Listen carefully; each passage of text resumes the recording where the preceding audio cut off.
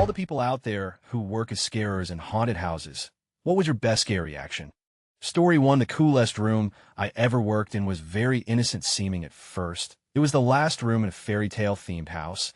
It looked like the inside of a little storybook cottage. Cutesy music was playing. There was a fake window with a meadow painted outside it. On a wall was a chalkboard and pieces of chalk available. The chalkboard was split down the middle by a line. Said, "Were you scared?" at the top and gave you the option to mark yes or no on one side of the line. That's where I came in. The chalkboard was actually a drop panel, essentially a hidden window that loudly slams open to reveal a cast member on the other side. I was painted up like a horrible, gory Snow White. When I dropped the panel, it also triggered all the lights in the room to go out except for black lights, which revealed hidden, evil drawings all over the walls, and an air cannon would blast people from behind, making them feel like something was touching them. It was just the best room because people felt safe. They finally let their guard down when they saw this cheerful space. And when they went to put a mark on the chalkboard, often bragging to their friends that wasn't scary, that's when bang, blackout, satanic scrawlings everywhere, air cannons smacking their heads, and evil Snow White was cackling in their faces all in the span of 1 second. They always ran out, shrieking murder. Never trust the last room. Story 2. All-volunteer haunted house. In 1 year, we have like 10 teen guys show up dressed as the Grim Reaper. Okay, well, the organizers decide to put them all together in a corridor and make people walk a gauntlet through menacing scythes. This one young woman is really freaked out as she edges through the room's senses on high alert, visibly shaking. As a living mannequin, I decided to just say a quiet good evening, which sends her scrambling away from me into the Reaper's corridor. They all converge eagerly, sights flashing, and she shrieks and drops like her strings got cut. She's passed out cold. All the Grim Reapers are standing over her, uncertainly, shocked. Then from one skull comes a wavering, really worried, "Oh, we killed her." Story 3. Worked at a haunted house when I was younger as a youth job. It was a lot of fun. I had to sit in this narrow hallway in a doll costume and sit perfectly still. Then when people passed me, I would suddenly move, making it look like I was trying to grab them, and do my best creepy voice saying stuff like "come play with me" or "stay with me." Forever, I got some great reactions, though some stand out more in my memory. The dude that tried to scooch by the opposed wall, while muttering "nope, nope, nope, nope," and when I reached for him, he did this weird jump thing, the kind you see cats doing in videos while yelling "fucking oh, Annabelle looking bitch." Then there was this group of dude bro looking guys that were 100% sure I was a human-sized doll, spending the whole walk down the hallway, saying stuff like that, "Isn't that scary? It doesn't even look very lifelike." Weren't they surprised? God being scared was fun. 1010 would do again. Edit thank for the gold kind stranger. Story 4. Had a dude once come through, jumped a mile in the air when I scared him. He just stopped with this far-off look and said, I stayed in character till the smell hit me. I broke and asked if he wanted, and dude seemed to snap out of it and said nah. I pinched the rest back and off he marched. Edit, what an awesome way to wake up. Thank for all the updates and the gold, much scary love to you all. Story 5. Maybe 5 to 6 years ago, I worked in an amusement park that converts much of the park into multiple haunted houses. I worked in the area that was a haunted butcher shop. I was in a room that was supposed to be where everything got gutted, and the wall had this thick fake gore with a person-shaped outline. I wore a suit that had the same fake gore on the front. In the dark light, I was practically invisible. One girl was on her phone and totally not paying attention, but her friend saw right through my camouflage and motioned for me to hop in line behind their friend. I followed them for a little ways, and finally this chick looks up from her phone and starts to turn to talk to her friend. Not realizing that I was mere inches behind her, she turns and we're close enough that I can see her pupils as they widen. She jumped probably a foot in the air and sprinted through the rest of the maze. Her friends couldn't stop laughing on the way out. Story 6. I actually knew a couple of the actors in a Fright Night event at a farm about an hour away, and when I entered the first of like 12 scares, I tried to comfort my older brother by saying, "It's okay, brother's name," and putting my hands on his shoulders. One of the actors heard me say this, unfortunately for my brother, and followed us for the entire scare, screeching his name at every turn. Even I was shitting myself. He didn't partake in any of the other scares, needless to say. Story 7. I worked at a haunted house that used to be a slaughterhouse that many believed was actually haunted. I worked in a room that was a pitch-black winding corridor with many secret doors, so I could get 4 scares on a group by myself. At the end, we have moving floors plywood with under them that are very loud when you step on them and shift slightly, making most people look down, even though it's pitch black. My favorite scare would be to sit at the end of the hallway, wait to hear them touch. The first moving floor audio cues were important, then click on my flashlight, point it up at my face. I wore a 3-headed clown mask and just charge at them. So you have a creepy-looking clown guy charging at you. The moving floor is making the footsteps into really loud bangs. And you can't go anywhere since your hands are on the walls guiding you through the darkness, and your group is behind you blocking your escape. The dread you see on some of these tough guy group leaders is hilarious. I get as close as I can, shut the light off, and just silently walk backwards and disappear through another door. The amount of people that pissed themselves on that scare was astounding. I had only even made 2 people before I thought of doing that. Then I got my number to 7 in the last couple weeks of the season. Story 8, I worked for a rather popular haunted house at Cornfield. It's made the Travel Channel shows a few times, so my now husband and I were supposed to be dead cowfolk in a Wild West scene. The way it was set up is the PPL walk in through a big opening in the front. There are 2 buildings on either side where 2 actors should set off the scene. After that, the PPL walk around a stable-like fenced-off enclosure, which put them in this narrowish corridor, where I and my husband were. I was on a barrel. He was lying under the fence. From there, the area would open up just a little with a blacksmith. The dude was actually a blacksmith. Had spent the night making cool, and we'd warm up by the fire while we waited for groups. There was an emergency exit that was part of the scenery. The firing thing, I can't remember what it's called, oh, sorry, and then the entrance to the mine shaft. The entire walk through was maybe 40 feet.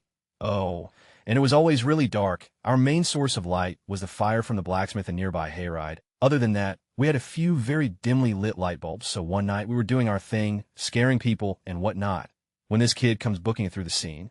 He's all alone and just terrified. I mentioned the emergency exit BC. If someone ever said I can't do this, I want out would have to exit character the only time we were allowed to, and them out. So this kid is hauling. If he got separated from his group and was trying to find them, or if he said this and wanted to just hurry out, or what, but he gave us about a second to try to scare him as he flashed past us. Well, the ground was uneven and I think a little damp, and he slipped and fell and slid to a stop against a barrel right by the exit door. My husband and I are like, oh, we walk over to him, and he's lying on the ground, panting hard, staring up at us with sheer terror in his eyes. I'm like, for real, dude, not playing? Are you okay? And he quickly nods, eyes still bugging out and looking between us. I'm like, you sure? Do you need to leave? He takes a second, looks at us again, and shakes his head. I look at my husband and then back at this kid and scream, then get up and get the out. Get out, get out, get over. That kid jumped up like he had rockets strapped to his back and hauled in the mine shaft, leaving me and my husband rolling. Good times. Not a scarer, but one of my earliest memories involves riding on my dad's shoulders and getting hit in the eye by a haunted house mummy with a fingertip squirt gun. He felt so bad. He leapt out of his sarcophagus and broke character to apologize and make sure I was all right. That's when I learned that the undead could be pretty all right sometimes. Story 9, I volunteer as a wall of spooky living mirrors in a little family-friendly haunted house for a couple of nights every Halloween season. Basically, I poke my hands in a plastic skull through panels of stretchy silver fabric while kids are walking by. The best are the kids who are brave enough to announce that they know it's not real. It's just someone behind the wall, and to try to grab me through the fabric, but not fast enough to get their hands away before I grab back. Turns out that even if you're feeling brave, you still screech when a mirror grabs your fingers and tugs. Story 10, not a haunted house, but a zombie run. I was the last zombie before you could escape. I'm 4 feet 11. I look pretty weak, and I wear glasses which I had fixed with tape as part of my costume. I was supposed to have been a medic before I became a zombie. Despite how I look, I have a very loud voice, am good at screaming, and I'm a good runner. My job was to mill about near the end of the course, and catch and tag as infected anyone I felt like. I used to approach or look distracted as people crept towards me. Not all zombies attacked, so people weren't sure how to deal with me, plus there were some who had acquired zombie repellent and were quite confident. Spoiler, zombie repellent doesn't work. I'd wait until they had just passed me before unleashing an unholy scream and sprinting after them. I caught quite a few, but the best reactions were a fully grown man who cried actual tears and asked for his mom, and a girl who pissed herself, then threw her water bottle at me. It was a lot of fun, and all the screaming was quite a good core workout. My abs were agony for days after. Story 11, I did a bit of time as a scarer when I was 15, and a decade later, it's still my favorite job. I've had, despite it being a fully costumed 6 hours in near darkness with no break. A good 20 of the time, I had punters fully convinced I was animatronic, and the moment where you move suddenly times just with them talking was absolutely the best. In particular, I remember a guy who was poking stuff and laughing whilst his girlfriend was kind of scared in general, trying to poke through a cage I was in at me. Reacted like a robot for long enough that he got bored, and just as he went to go, I grabbed his fingers, started waving a knife around like mad, and pressed a foot pedal for some sounds. 6-foot-plus guy ran out back towards the entrance screaming, and my manager came back and have a laugh. We actually shut down for 20 minutes or so, because the guys raving in the lobby caused so much fuss, some thought he was a paid actor, kids started crying, and the line doubled up. Story 12, buckle up, because this is a bit of a long one. Back in, I think, 2006 or 2007, I was working at a haunted house, playing Freddy Krueger in one of the first rooms in the haunt. We had radios in all the rooms we would use to call out when we had a guest that screamed more than normal. Now I had the room set up so that the Elm Street sign was maybe 3 feet away from the door, and an old boiler I could hide behind and pop out a combined with an actual metal but dull prop glove.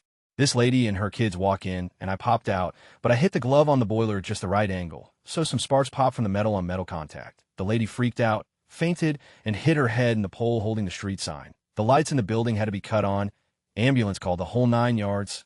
She was bleeding, but wasn't seriously hurt, and somehow didn't sue the ever-loving out of us. They did take away my metal glove and replaced it with a plastic one that broke within 10 minutes of doing my bit, though. Absolute funniest thing that ever happened to me while I was there.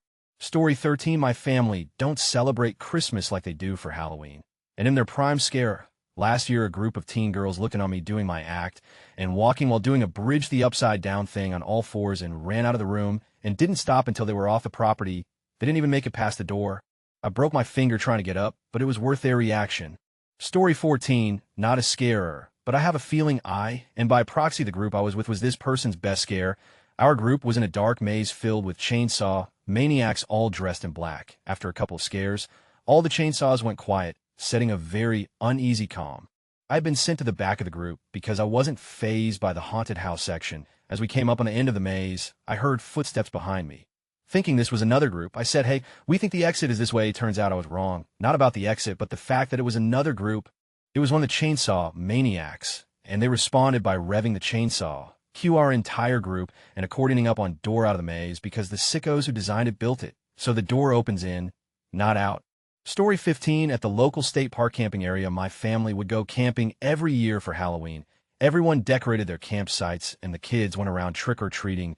One year, I took a large pumpkin and carved it, hollowing it out through the bottom. I covered my hair in an orange bag and painted my face the same color as the inside of the pumpkin. I put the pumpkin on my head, and I dressed in oversized clothes, stuffing them with leaves, and put on a pair of red gloves that I attached fake claws to. Everything was topped off with a nice black cloak, and then I taped a pair of monster hand gloves to my wrists to hide my actual hands and make me look like I was essentially a scarecrow and a real, though very dull, sword.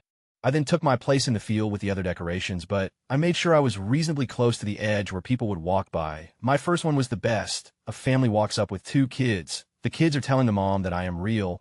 The mom is telling the kids I'm not real, and she decides to show them by coming up and touching me.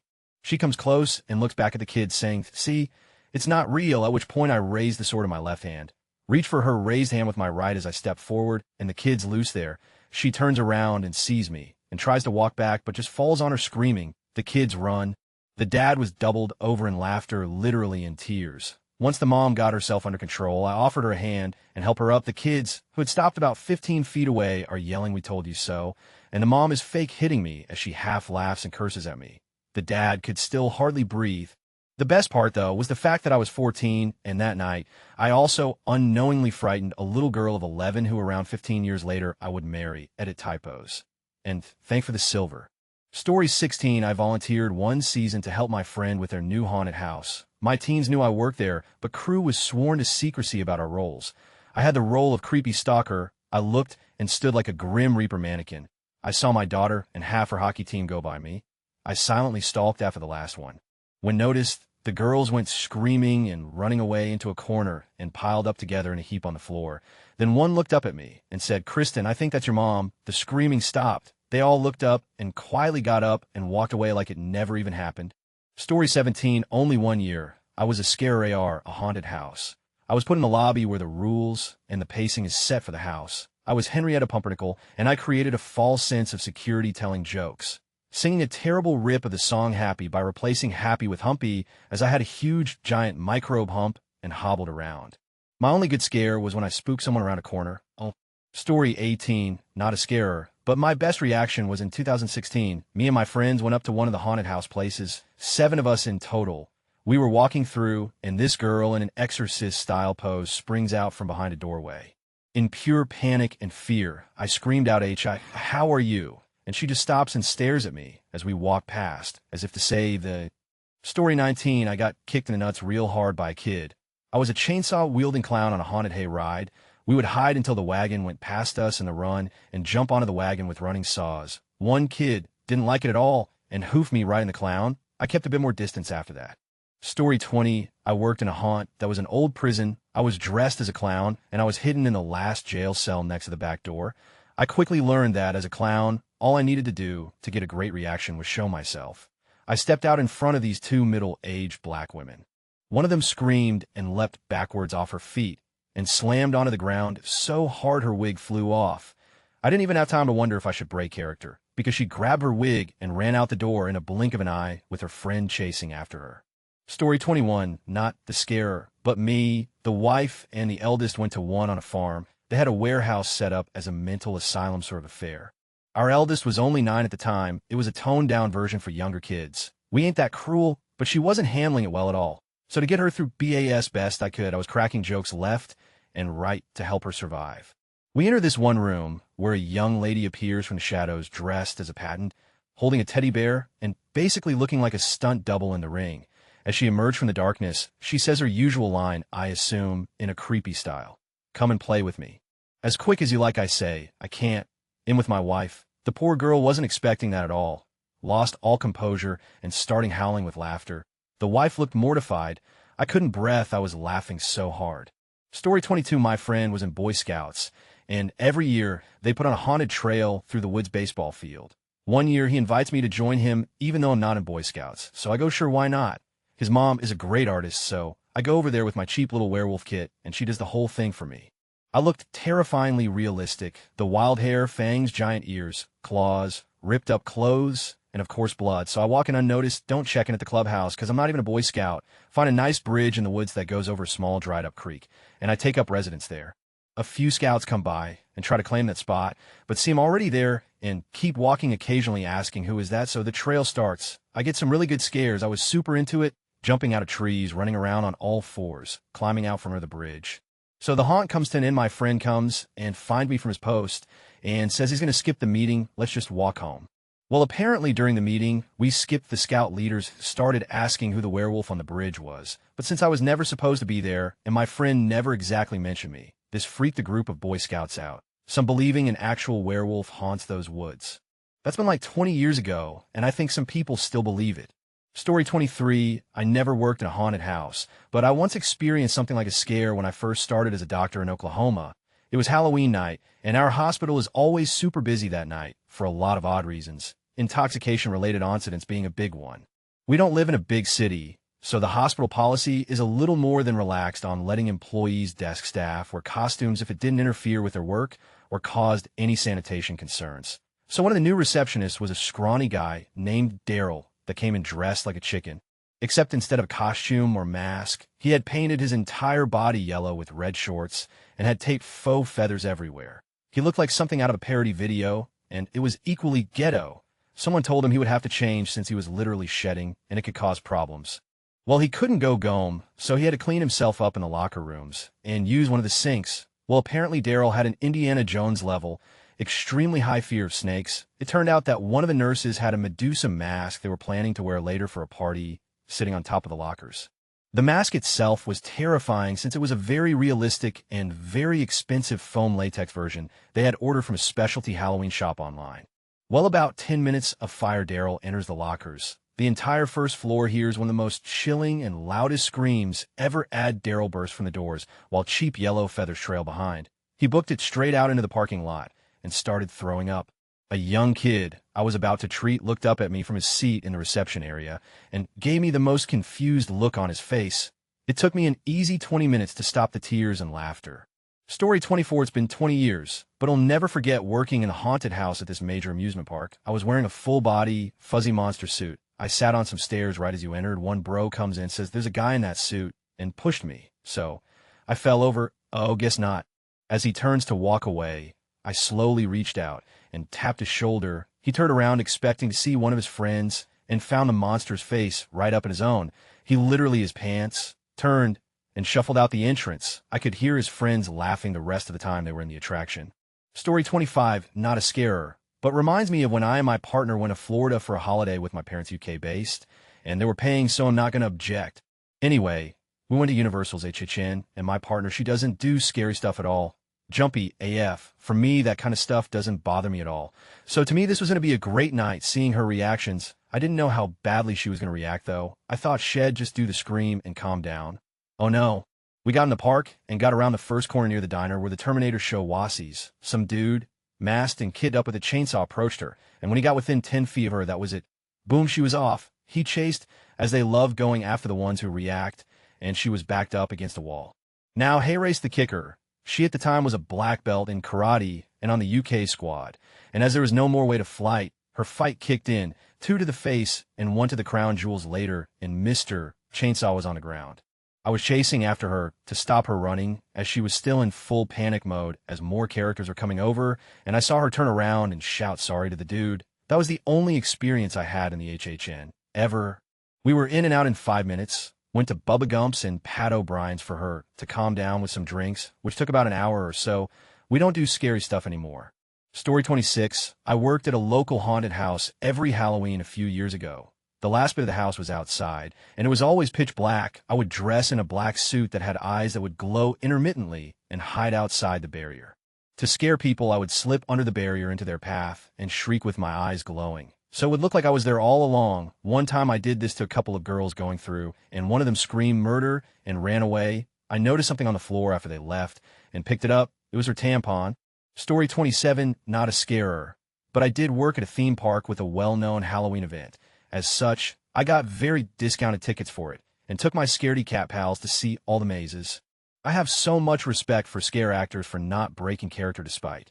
Friend A turning the corner to see a creepy Victorian-era lady and screaming "No! No! Thank you for your service" at the top of her lungs. Friend B somehow missing every jump scare that the pig mask-wearing man tried to pull on her because she was always conveniently looking another way. Both of them being cornered in a tunnel by infected guys in hazmat suits. And Friend just kept yelling through, genuinely terrified. Tears for them to please don't infect us. We don't have health insurance. Friend C making kissy duck faces at every actor that tried to scare him. At one point, when he got cornered by 3 scary ladies, he hooped loudly and hollered, "OH, baby, ITS a triple," in the words of Friend A. Thank you, scare actors. Thank you for your service. Story 28 worked at haunted attraction for several seasons. My first year, I was on the hayride portion of the top haunted attraction in America, and I was given the role of a woman begging for her life before getting beheaded. I had to scream and beg for someone to help me, and then ultimately my head would get chopped off. One night during one of these performances, I accidentally dialed my mom's work phone and ended up leaving a voicemail of me screaming along with my usual pleas, "Help me, he's going to kill me." Fast forward to the next morning, Mom goes into work and listens to her voicemails on speakerphone as she normally does. Then my voicemail from 2 a.m. starts screaming at her. She and all her coworkers freaked out, and she had to call me to make sure I was still alive. My second favorite was when I was camouflaged as Moss inside a haunted houseboat scene. I'd hide partially in the darkness and scare people when they were within arm's length.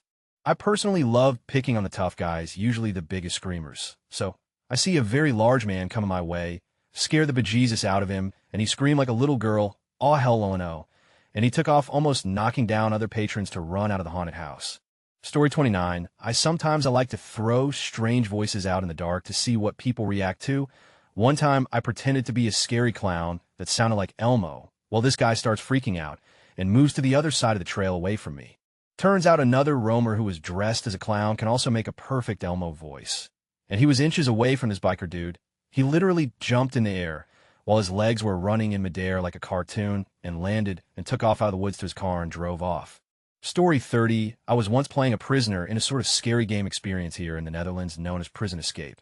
Not wearing scary makeup, just a prison jumpsuit and slightly exaggerated bad female hooker makeup.